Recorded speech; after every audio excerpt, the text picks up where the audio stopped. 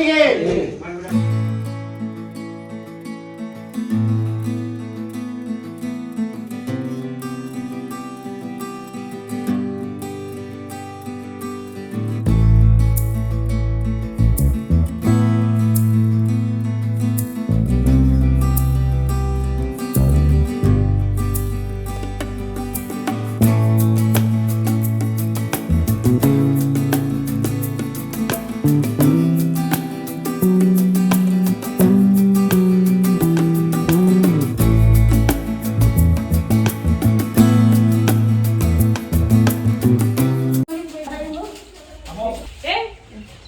Hello everyone, welcome back to green honey Kannada blogs. ಎಲ್ಲರೂ ಹೇಗಿದ್ದೀರಾ? ಎಲ್ಲರೂ ಚೆನ್ನಾಗಿದ್ದೀರಾ ಅಂತ ಅಂದ್ಕೊಳ್ತಾ ಇವತ್ತಿನ ಈ ವಿಡಿಯೋನ ಶುರು ಮಾಡ್ತಾ ಇದ್ದೀನಿ. ಇವತ್ತು ಈವ್ನಿಂಗಿಂದ ವ್ಲಾಗ್ನ ಶುರು ಮಾಡ್ತಾ ಇದ್ದೀನಿ. ಇವತ್ತು ಗುರುವಾರ, ಮಕ್ಕಳು ಸ್ಕೂಲಿಂದ ಬಂದ ಮೇಲೆ ರೆಡಿಯಾಗಿ ಈಗ ಊರಿಗೆ ಹೋಗ್ತಾ ಇದ್ದೀವಿ. ಆಲ್ರೆಡಿ ಅನ್ವಿತ್ ಮಲಗಿಬಿಟ್ಟಿದ್ದಾನೆ. ಗ್ರೀಷ್ಮಾ, ನಾವು ಎಲ್ಲರೂ ಒಟ್ಟಿಗೆ ಊರಿಗೆ ಹೋಗ್ತಾ ಇದ್ದೀವಿ. ಊರಲ್ಲಿ ಏನು ವಿಶೇಷ ಇವತ್ತಂದರೆ, ಇವತ್ತು ಊರಲ್ಲಿ ಮೆರವಣಿಗೆ ಇದೆ ದೇವ್ರದ್ದು. ಯಾವ ದೇವ್ರಂದರೆ ಸಿದ್ದಪ್ಪಾಜಿ ಮತ್ತು ರಾಚಪ್ಪಾಜಿದು ಕಂದಾಯನ ಊರಿಗೆ ಕರೆಸ್ತಾ ಇದ್ದಾರೆ. ಅದಕ್ಕೋಸ್ಕರ ಊರಲ್ಲಿ ಪೂಜೆ ಮುಗಿಸ್ಕೊಂಡು, ಮತ್ತು ನಾಳೆ ಫ್ರೈಡೇ ಈದ್ ಮಿಲಾದ್ ಹಬ್ಬ ಇರೋದ್ರಿಂದ ನಾಳೆನೂ ರಜಾ ಇದೆ. ಅದಕ್ಕೆ ನಾಳೆ ಬರೋಣ ಅಂತ ಊರಿಗೆ ಹೋಗ್ತಾ ಇದ್ದೀವಿ. ಅಲ್ಲಿ ಊರಿಗೆ ಬಂದು ತಲುಪಿದ್ವಿ. ಊರಲ್ಲಿ ಉದ್ದಕ್ಕೂ ಲೈಟಿಂಗ್ಸ್ ಎಲ್ಲ ಹಾಕ್ಸಿದ್ದಾರೆ. ನೋಡ್ಬೋದು ಇಲ್ಲಿ ಹಬ್ಬದ ವಾತಾವರಣ. ಹಳ್ಳಿಗಳ ಕಡೆ ಚಂದ ಅಲ್ವಾ, ಎಲ್ಲ ಕಲರ್ ಲೈಟಿಂಗ್ಸ್ ಹಾಕ್ಸ್ಕೊಂಡು ಹಬ್ಬ ಅಂದರೆ ಗ್ರ್ಯಾಂಡಾಗಿ ಸೆಲೆಬ್ರೇಟ್ ಮಾಡಬೇಕು ಅನ್ನೋ ಥರ. ಜೊತೆಗೆ ಬಾಗಿಲು ಮುಂದೆ ಎಲ್ಲ ದೊಡ್ಡ ರಂಗೋಲಿಗಳನ್ನ ಬಿಟ್ಟು ಇಡೀ ರೋಡೆಲ್ಲ ಫುಲ್ಲು ಡೆಕೋರೇಷನ್ ಮಾಡಿರ್ತಾರೆ. ಅದರಲ್ಲೇ ಗೊತ್ತಾಗುತ್ತೆ ನಾವು ಎಷ್ಟು ಗ್ರ್ಯಾಂಡಾಗಿ ಹಬ್ಬನ ಸೆಲೆಬ್ರೇಟ್ ಮಾಡ್ತಿದ್ದೀವಿ ಅಂತ. ಈಗ ಮನೆಗೆ ಬಂದು ತಲುಪಿದ್ವಿ. ಮನೆಯಲ್ಲಿ ಎಲ್ಲರೂ ಒಂದೊಂದು ಕೆಲಸದಲ್ಲಿ ಬ್ಯುಸಿಯಾಗಿದ್ದಾರೆ ಹಬ್ಬ ಆಗಿರೋದ್ರಿಂದ. ಜೊತೆಗೆ ಇಲ್ಲಿ ಮೇಕೆ ತಂದು ಕಟ್ಟಿದ್ರಲ್ಲ, ಅದನ್ನು ಮಾತಾಡಿಸ್ತಾ ಆಟಾಡಿಸ್ತೀನಿ ಅಂತ ಅನ್ವಿಕ್ ಮತ್ತು ಗ್ರೀಷ್ಮಾ ಇಲ್ಲಿ ಬಂದು ನೋಡ್ತಾ ನಿಂತಿದ್ರು. ಈಗ ನಮ್ಮನೆ ಮುಂದೆ ದೊಡ್ಡದಾಗಿ ರಂಗೋಲಿ ಹಾಕೋದಕ್ಕೆ ಅಂತ ಹೊರಗಡೆ ಬಂದಿದ್ವಿ.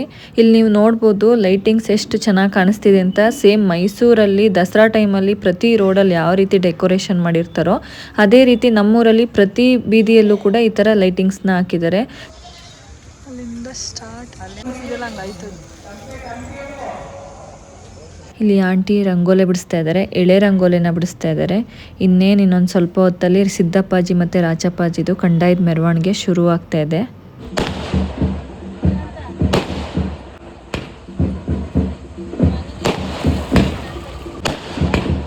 ಪಟಾಕಿ ಹಚ್ಚಿ ಅದಾದಮೇಲೆ ಕಂದಾಯದ ಮೆರವಣಿಗೆನ ಶುರು ಮಾಡಿದ್ರು. ಅಷ್ಟರಲ್ಲಿ ಪೂಜೆ ಸಾಮಾನೆಲ್ಲ ರೆಡಿ ಮಾಡಿ ಇಟ್ಕೊಂಡಿದ್ವಿ.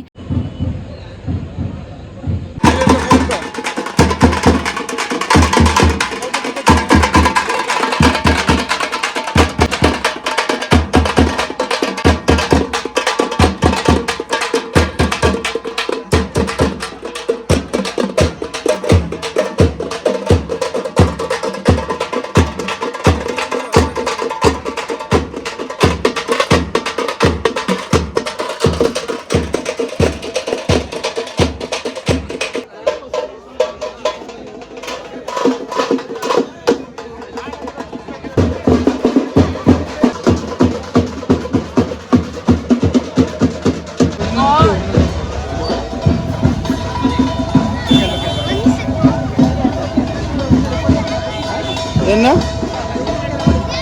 ಅಕ್ಷದಿನ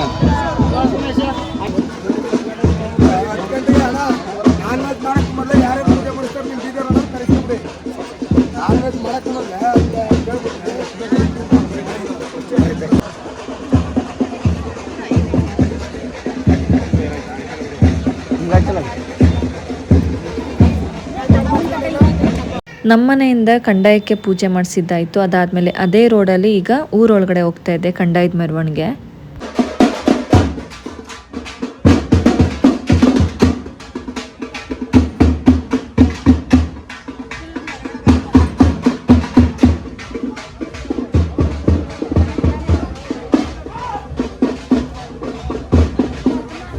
ಕಂದಾಯದ ಮೆರವಣಿಗೆ ಎಲ್ಲ ಮುಗೀತು. ನಾವು ಪೂಜೆ ಕೊಟ್ಟಿದ್ದಾಯಿತು. ಈಗ ಊರಲ್ಲೆಲ್ಲ ಮೆರವಣಿಗೆ ಮುಗಿಸ್ಕೊಂಡು ಬರೋರಿಗೆ ಅದು 10 ಗಂಟೆ ಆಗುತ್ತೋ 11 ಗಂಟೆ ಆಗುತ್ತೋ ಗೊತ್ತಿಲ್ಲ.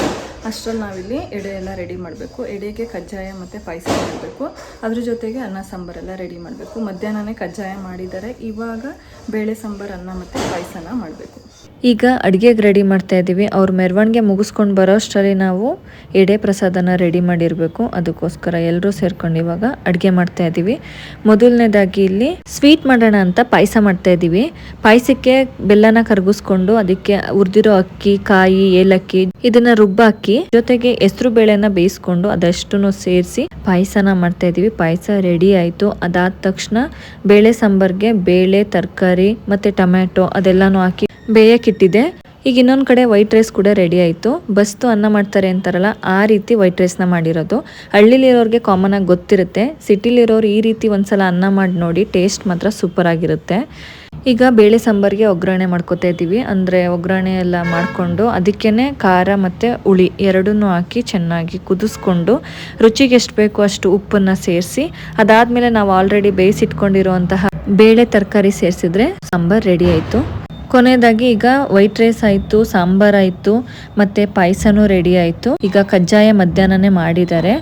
ಈಗ ಅದನ್ನೆಲ್ಲನೂ ಒಂದೊಂದು ಬಕೆಟ್ಗೆ ಹಾಕಿ ಈ ಥರ ರೆಡಿ ಮಾಡಿ ಕಂಡಾಯದ ಮೆರವಣಿಗೆ ಎಲ್ಲ ಮುಗಿದ್ಮೇಲೆ ದೇವ್ರ ಮುಂದೆ ಎಡೆಡೋದಕ್ಕೆ ಅಂತ ಈ ಥರ ಬಾಳೆ ಎಲೆನ ಮುಚ್ಚಿ ಎಲ್ಲಾನು ಒಂದೊಂದು ಬಕೆಟ್ಗೆ ಹಾಕಿ ಕೊಟ್ಟು ಕಳಿಸ್ಬೇಕು. ಇದನ್ನೆಲ್ಲ ದೇವ್ರ ಮುಂದೆ ಎಡೆ ಇಟ್ಟು ಪೂಜೆ ಮಾಡಿದ್ದಾದ್ಮೇಲೆ ಅವರೆಲ್ಲರೂ ಮನೆಗೆ ಊಟಕ್ಕೆ ಬಂದಿದ್ರು.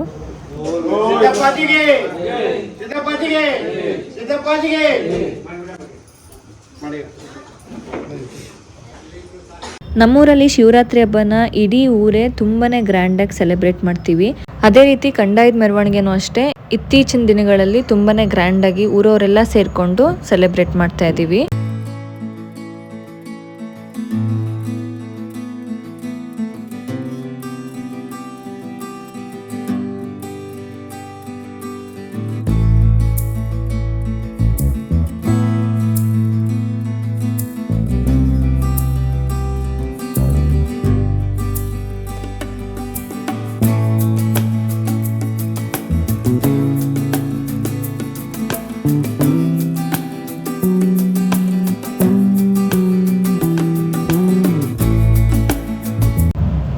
ನಾವು ಎಡೆಗೆ ಅಂತ ಕಳಿಸಿದ ಅಡುಗೆನ ಈ ರೀತಿ ದೊಡ್ಡ ಪ್ಲೇಟ್ಗೆ ಒಂದು ಬಾಳೆ ಎಲೆ ಹಾಕಿ ಅದನ್ನೆಲ್ಲವನ್ನು ಇದಕ್ಕೆ ಬಡಿಸಿ ದೇವ್ರ ಮುಂದೆ ಇಟ್ಟು ಪೂಜೆ ಮಾಡ್ತಾರೆ. ಈಗ ಎಡೆ ಪ್ರಸಾದನ ತಗೊಂಡು ಬಂದಿದ್ದಾಯಿತು. ಈಗ ನಾವೆಲ್ಲರೂ ಊಟ ಮಾಡ್ತಾ ಇದ್ದೀವಿ. ಅನ್ವಿಕ್ಕೆ ಊಟ ಮಾಡು ಅಂದರೆ ಅವನು ಕಜ್ಜಾಯ ತಿಂತೀನಿ ಅಂತ ಕಜ್ಜಾಯ ತಗೊಂಡು ಹೋಗ್ತಾ ಇದ್ದಾನೆ. ಆಲ್ರೆಡಿ ಟೈಮ್ 12 ಗಂಟೆ ಆಯಿತು. ಇದ್ರ ಜೊತೆಗೆ ಒಂದು ಚಿಕ್ಕ ಸೆಲೆಬ್ರೇಷನ್, ಬರ್ತ್ಡೇ ಸೆಲೆಬ್ರೇಷನ್. ಯಾರ್ದಂದ್ರೆ ರೇಣುಕಾ ಆಂಟಿದು. ಅವ್ರದ್ದು ನಿನ್ನೆ ಬರ್ತ್ಡೇ ಇತ್ತು, ಆದರೆ ಇವತ್ತೆಲ್ಲರೂ ಒಟ್ಟಿಗೆ ಇದ್ವಲ್ಲ ಅಂತ ಮತ್ತೊಂದ್ಸಲ ಕೇಕ್ ಕಟ್ ಮಾಡಿಸಿ ಬರ್ತ್ಡೇ ಸೆಲೆಬ್ರೇಟ್ ಮಾಡಿದ್ವಿ. ಇದಿಷ್ಟು ಇವತ್ತಿನ ವ್ಲಾಗ್ ಆಗಿತ್ತು. ನಾನು ಇದೇ ವ್ಲಾಗಲ್ಲಿ ನೆಕ್ಸ್ಟ್ ಡೇ ವ್ಲಾಗ್ನು ಕಂಟಿನ್ಯೂ ಮಾಡ್ತಾ ಇದ್ದೀನಿ. ಇವತ್ತು ಫ್ರೈಡೇ. ನಾವು ನೈಟಲ್ಲಿ ಊಟ ಮುಗಿಸ್ಕೊಂಡು ಮಲ್ಕೊಳ್ಳೋ ತನಕ 1 ಗಂಟೆ ಆಯಿತು. ಅದಾದಮೇಲೆ ಬೆಳಿಗ್ಗೆನೇ ಎದ್ದು ಈಗ ಪೂಜೆಗೆ ರೆಡಿ ಆಗಿದ್ದೀವಿ.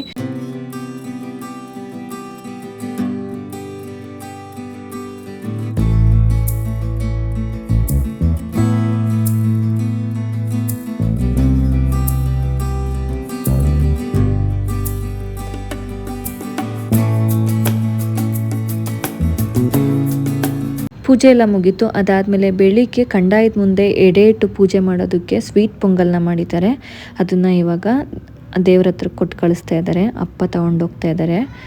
ನಮ್ಮನೆಗೂ ಕಂಡಾಯನ ಕರೆಸ್ತಾ ಇದ್ದೀವಿ. ಅದಕ್ಕೆ ಕಂಡಾಯದ ಪೂಜೆಗೆ ಏನೇನು ಬೇಕು ಅದೆಲ್ಲನೂ ರೆಡಿ ಮಾಡ್ಕೋತಾ ಇದ್ದೀವಿ. ನಾನಿಲ್ಲಿ ಪಂಚಾಮೃತ ರೆಡಿ ಮಾಡ್ತಿದ್ರೆ ಆಂಟಿ ಇಲ್ಲಿ ಚಿತ್ರಾನ್ನ ಮಾಡ್ತಾ ಇದ್ದಾರೆ. ಬೆಳಿಗ್ಗೆ ತಿಂಡಿಗೆ ಬೇಕಲ್ವ, ಅವ್ರು ಬರೋ ತನಕ ಲೇಟ್ ಆದರೆ ಎಲ್ಲರಿಗೂ ತಿಂಡಿಗೆ ಬೇಕಲ್ಲ ಅಂತ ತಿಂಡಿ ಚಿತ್ರಾನ್ನ ರೆಡಿ ಮಾಡಾಯಿತು.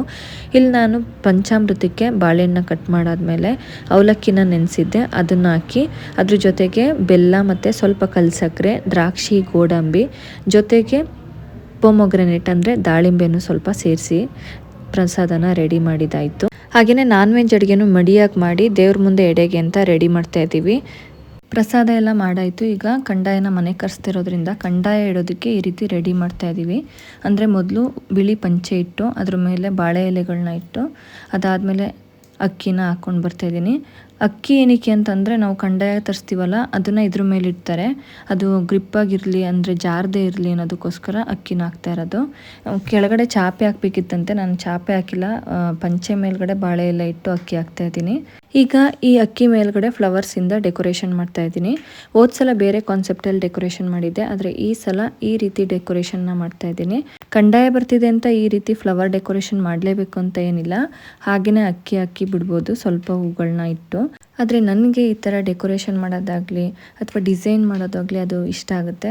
ಅದ್ರ ಜೊತೆಗೆ ಪೂಜೆ ಇರೋದ್ರಿಂದ ಚೆನ್ನಾಗಿರುತ್ತೆ ಅಂತ ಈ ರೀತಿ ರೆಡಿ ಮಾಡಿರೋದು. ಈಗ ಪೂಜೆದೆಲ್ಲ ರೆಡಿ ಆಯಿತು ಮತ್ತು ಪೂಜೆ ಸಾಮಾನೆಲ್ಲ ರೆಡಿ ಮಾಡಿಟ್ಟಾಯಿತು. ಫೈನಲ್ ಆಗಿ ಈ ರೀತಿ ಡೆಕೋರೇಷನ್ನ ಮಾಡಿದ್ದೆ.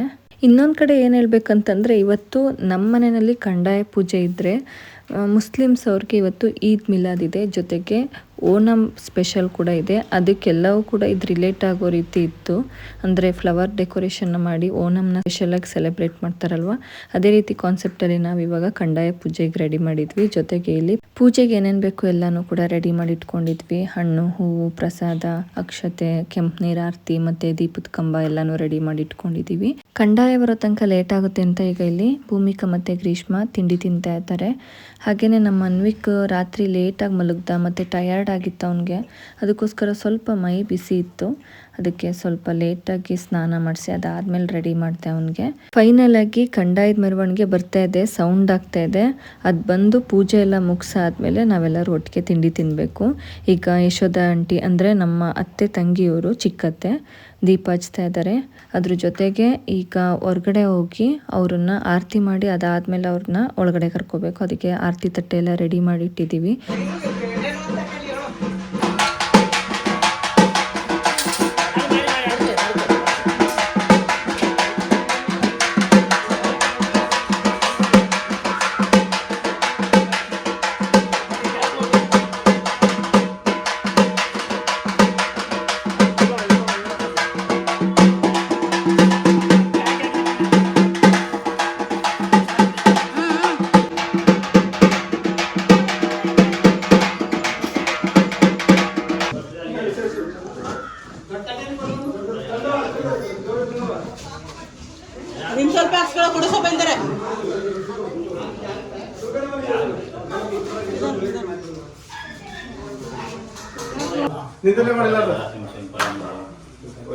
ಕಂಡಾಯ ಎಲ್ಲನೂ ಕರೆಕ್ಟಾಗಿ ಕೂರಿಸಿ ಅದನ್ನು ರೆಡಿ ಮಾಡ್ಕೋತಾ ಇದ್ದಾರೆ. ಅಂದರೆ ಹಾರಗಳು ಹಾಕೋದಾಗಿರ್ಬೋದು ಮತ್ತು ಪೂಜೆ ಸಾಮಾನೆಲ್ಲ ರೆಡಿ ಮಾಡ್ಕೊಳ್ಳೋದನ್ನ ಮಾಡ್ತಾ ಇದ್ದಾರೆ. ಹಾಗೆಯೇ ನಾವು ಎಡೆಗೆ ಪ್ರಸಾದಗಳನ್ನ ಮಾಡಿದ್ವಲ್ಲ ಅದೆಲ್ಲನೂ ಮುಂದ್ಗಡೆ ಇಟ್ಟು ಜೋಡಿಸಿ ಪೂಜೆಗೆ ರೆಡಿ ಮಾಡ್ಕೋತಾ ಇದ್ದಾರೆ.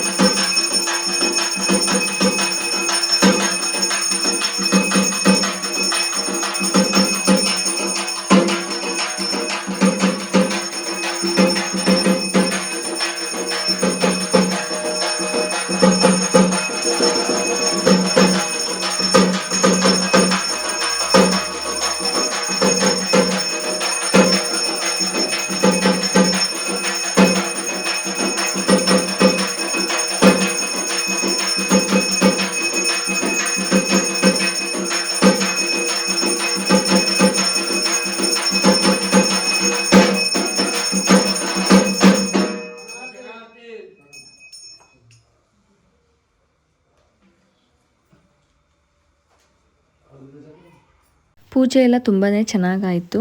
ಅದಾದಮೇಲೆ ಎಲ್ಲ ರಣೆಗಳಿಗೆ ಕಪ್ಪನ್ನು ಹಾಕಿ ಮಂಗಳಾರತಿ, ತೀರ್ಥ, ಪ್ರಸಾದಗಳನ್ನ ಕೊಡ್ತಾ ಇದ್ದಾರೆ.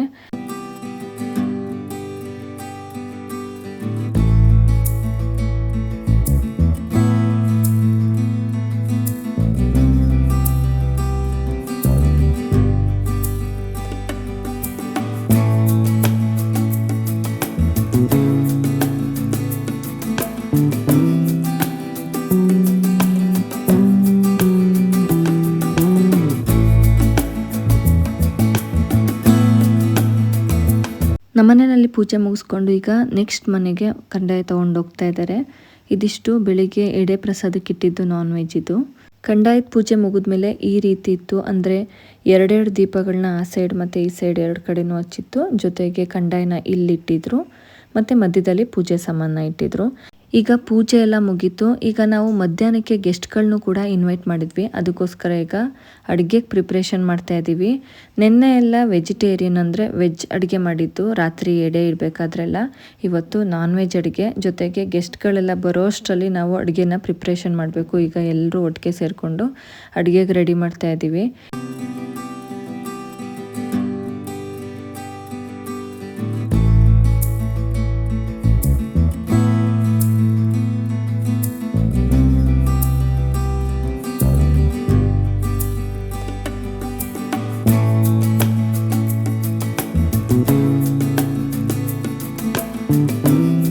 ಫೈನಲ್ ಆಗಿ ಅಡುಗೆ ರೆಡಿ ಆಯಿತು. ಇದು ಮಟನ್ ಸಾಂಬಾರಿದು, ಜೊತೆಗಿದು ಬ್ಲಡ್ ಫ್ರೈ, ಎಗ್ ಬುಜ್ಜಿ ಮಾಡ್ತಾರಲ್ವ ಅಂದರೆ ಮೊಟ್ಟೆ ಫ್ರೈ ಮಾಡ್ತಾರಲ್ಲ ಆ ಥರ ಮಾಡೋದು.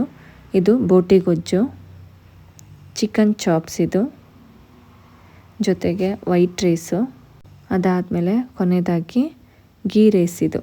ಗೀ ರೈಸ್ನ ಸ್ವಲ್ಪ ಸ್ಪೆಷಲಾಗಿ ಮಾಡಿರೋದು, ಅಂದರೆ ಬಾಳೆ ಎಲೆಯಿಂದ ಕವರ್ ಮಾಡಿ ದಮ್ ಬಿರಿಯಾನಿ ಥರ ದಮ್ ಮಾಡಿರೋದು ಇದು.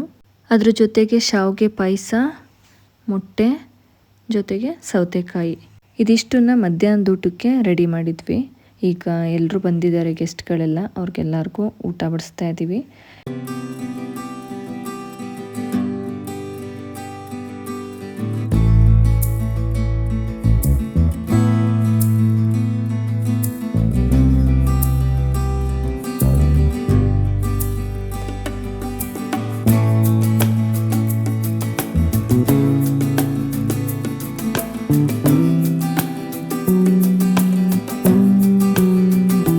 ಸ್ವಲ್ಪ ಜನ ಹೊರಗಡೆ ಊಟ ಮಾಡ್ತಾ ಇದ್ದಾರೆ. ಇನ್ನು ಕೆಲವರು ಊಟ ಮುಗಿಸ್ಕೊಂಡು ಮಾತಾಡ್ತಾ ಕೂತಿದ್ದಾರೆ. ಇನ್ನೊಂದು ಸ್ವಲ್ಪ ಜನ ಒಳಗಡೆ ಊಟ ಮಾಡ್ತಾ ಇದ್ದಾರೆ.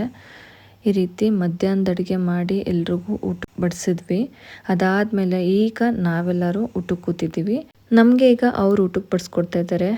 ಎಲ್ಲರೂ ಫುಲ್ಲು ಟಯರ್ಡ್ ಆಗಿದ್ವಿ. ಅಂದರೆ ನಿನ್ನೆಯಿಂದನೂ ಕಂಟಿನ್ಯೂಸ್ ಆಗಿ ಓಡಾಟನೇ ಆಯಿತು. ಒಂದಲ್ಲ ಒಂದು ಕೆಲಸ ಮಾಡ್ತಾನೆ ಇದ್ದೀವಿ. ಈಗ ಎಲ್ಲರೂ ಊಟ ಮುಗಿಸ್ಕೊಂಡು ಸ್ವಲ್ಪ ಹೊತ್ತು ಮಾತಾಡ್ತಾ ಕೂತಿದ್ವಿ. ಅದಾದಮೇಲೆ ಎಲ್ಲರೂ ಹೊರಡ್ತೀವಿ ಅಂತ ರೆಡಿಯಾಗಿದ್ದಾರೆ. ಅದಕ್ಕೆ ಅಮ್ಮ ಅವ್ರಿಗೆಲ್ಲರಿಗೂ ಕಜ್ಜಾಯ ಮತ್ತು ಪ್ರಸಾದಗಳನ್ನ ಕೊಟ್ಟು ಕಳಿಸ್ತಾ ಇದ್ದಾರೆ.